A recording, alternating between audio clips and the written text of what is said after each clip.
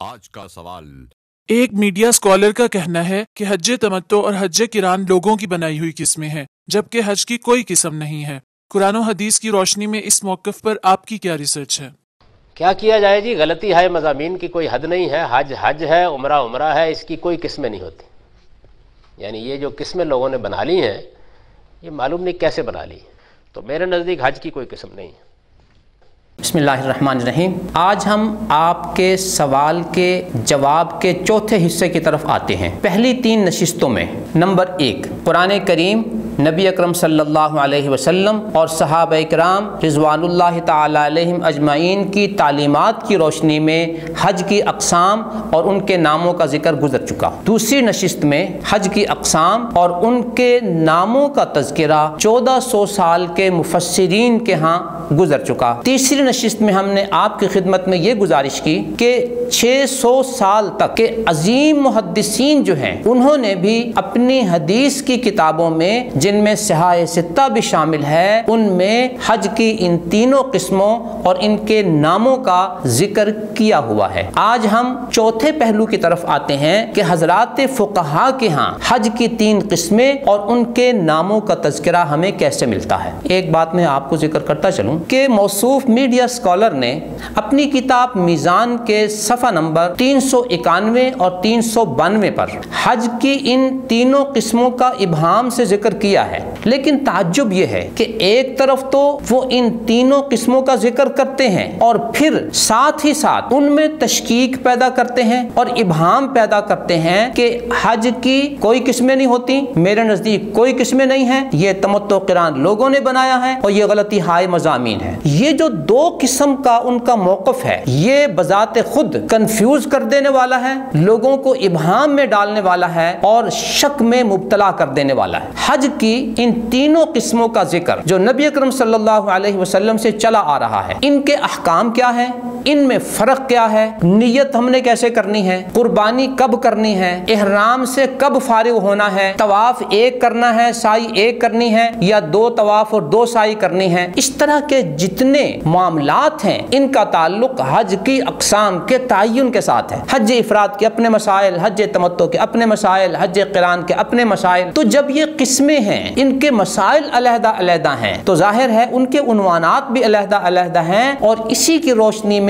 حضرات فقہا نے ان تعلیمات کو یکجا کر کے ہر قسم کی علیحدہ علیحدہ تفصیلات اور ان کے مسائل کا ذکر کیا ہے۔ ہم اہم فقہا کا ذکر آپ کے سامنے کرتے ہیں، 1400 صدیوں کے 9 اہم فقہا۔ امام ابو حنیفہ رحمۃ اللہ علیہ کے ہاں ان 3 اقسام کا تذکرہ مختلف انداز میں ملتا ہے۔ ان کی ایک عبارت یا ایک موقف یہ ہے، القران افضل، کہ قران ان 3 قسموں میں زیادہ بہتر ہے، ثم التمتع، اس کے بعد پھر تمتع کا درجہ ہے، ثم الافراد، پھر حج افراد کا درجہ ہے۔ تو گویا امام ابو حنیفہ رحمۃ اللہ علیہ کے ہاں ان تینوں قسموں کا ذکر اس انداز پہ ملتا ہے۔ دوسری اور تیسری صدی کے امام شافعی رحمۃ اللہ علیہ کے ہاں ان تینوں قسموں کا ذکر مختلف جگہوں سے ملتا ہے۔ ایک عبارت یہ ہے، احب الینا الافراد ثم التمتع ثم القران، ہمارے نزدیک افراد زیادہ بہتر ہے، پھر تمتع کا درجہ ہے، پھر قران کا درجہ ہے۔ امام شافعی رحمۃ اللہ علیہ کے اس قول کو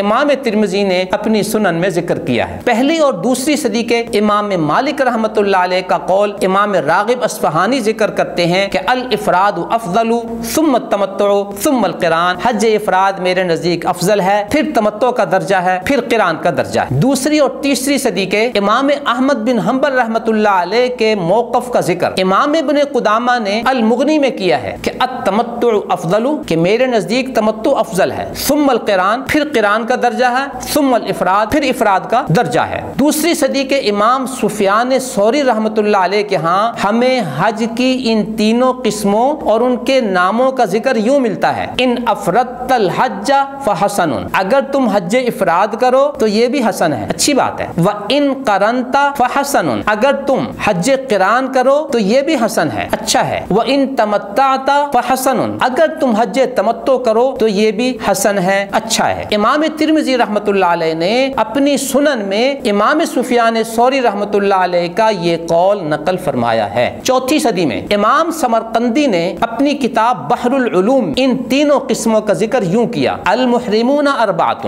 احرام باندھنے والے 4 قسم کے ہوتے ہیں۔ مفرد بالحج، صرف حج افراد کرنے والے، ومفرد بالعمرہ، صرف عمرہ کرنے والے ایک سفر میں، والمتمتع، تیسری قسم تمتع کرنے والا شخص، اور والقارن، قران کرنے والا شخص۔ تو یوں اکیلا عمرہ، اکیلا حج، حج و عمرہ ایک سفر میں 2 نیتوں کے ساتھ، اور حج قران، حج و عمرہ ایک سفر میں 1 نیت کے ساتھ امام سمرقندی رحمۃ اللہ علیہ جو 4 صدی کے عالم ہیں انہوں نے ذکر کیا۔ امام ابن زرقون نے ارشاد السالک میں یہ بات نقل کی: لا خلاف فی اباحت الافراد والتمتع والقران، افراد حج، حج تمتع اور حج قران کے جائز ہونے میں کوئی اختلاف نہیں ہے۔ وانما اختلفوا فی الافضل، ہاں ان میں افضل قسم کون سی ہے اس میں علماء کا اختلاف ہے، کسی نے افراد کو افضل کہا، کسی نے تمتع کو، کسی نے قران کو۔ 8ویں صدی میں عز الدین ابن جماعہ نے اپنی کتاب ہدایت السالک فی المناسک میں احرام کے طریقے بیان کرتے ہوئے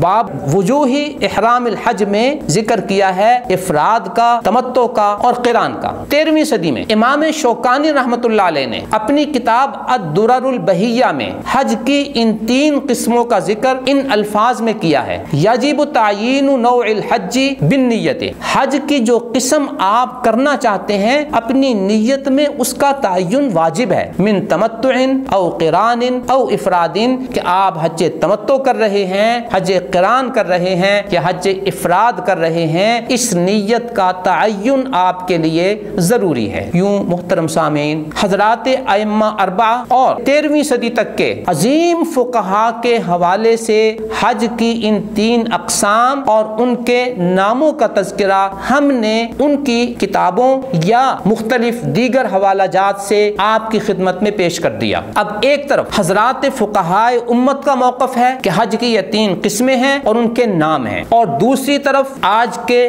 میڈیا اسکالر کا موقف ہے کہ وہ حج کی ان قسموں کو غلطی ہائے مضامین کہتا ہے، لوگوں کی بنائی ہوئی قسمیں کہتا ہے، اور یہ کہتا ہے کہ حج کی کوئی قسمیں نہیں ہوتی۔ اب فیصلہ آپ نے کرنا ہے کہ امام ابو حنیفہ، امام شافعی، امام مالک، امام احمد بن حنبل اور دیگر امت کے فقہا کے موقف کو آپ نے تسلیم کرنا ہے، یا ان تمام کے مد مقابل آج کے اس میڈیا اسکالر کے موقف کو تسلیم کرنا ہے۔ بالفاظ دیگر ہم یہ کہہ سکتے ہیں امت اسلامیہ کا موقف ہے کہ حج کی قسمیں ہیں اور ان 3 قسموں کے نام بھی ہیں، اور یہ نام ہم نے نقل کر دیے امت اسلامیہ کے عظیم فقہا کے حوالے سے۔ ان تمام کے مد مقابل آپ کا یہ موقف کہ حج کی 3 قسمیں اور ان کے نام غلطی ہائے مضامین ہیں، لوگوں کی بنائی ہوئی قسمیں ہیں اور حج کی کوئی قسمیں نہیں ہوتی، آپ بھی اپنے اس موقف پر امت اسلامیہ کے کسی معتمد فقیہ کا کوئی حوالہ پیش کر دیں، وگرنہ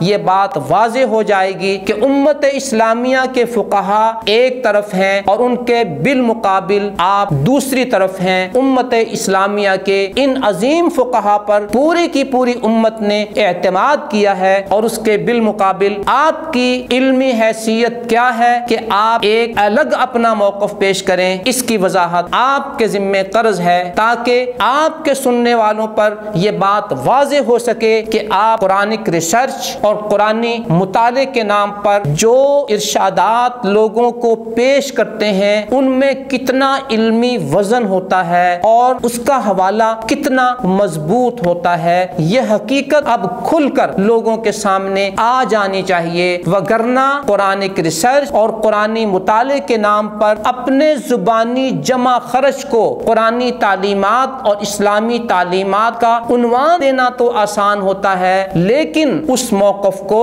دلیل و برہان کے ساتھ پیش کرنا مشکل ہوتا ہے کہ کیا قرآن آپ کے موقف کا ساتھ دے رہا ہے، نبی اکرم صلی اللہ علیہ وسلم کی تعلیمات کی چھتری آپ کے سر پر ہے، صحابہ اکرام رضوان اللہ تعالی علیہم اجمعین کا ساتھ آپ کو ہے، مفسرین و محدثین و فقہا وہ بھی آپ کی تائید کر رہے ہیں، یا آپ ان سب کے بالمقابل اپنی ہی علیحدہ ڈفلی بجا رہے ہیں۔ یہ حقیقت ان حوالہ جات سے امید ہے کہ ہمارے اور آپ کے سامعین کے سامنے کھل کر آ گئی ہوگی۔ دعا ہے اللہ تعالی ہمیں اپنی تعلیمات اور اپنے نبی کی تعلیمات، حضرات صحابہ کرام، حضرات مفسرین، حضرات محدثین اور حضرات فقہا کی بیان کردہ تعلیمات پر زندہ رکھے، اسی پر ہمیں موت عطا کرے اور ہمیں انہی حضرات کے ساتھ اللہ حشر والے دن اٹھائے، اور آگے ہم اپنے سامعین کو بجا طور پر یہ کہتے ہیں کہ آپ کو بھی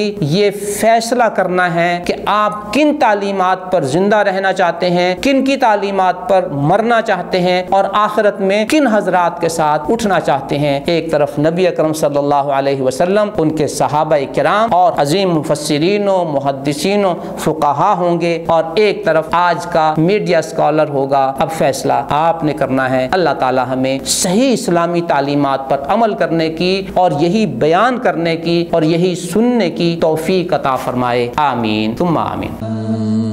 نظروا للطيبة ونور طه يسطعون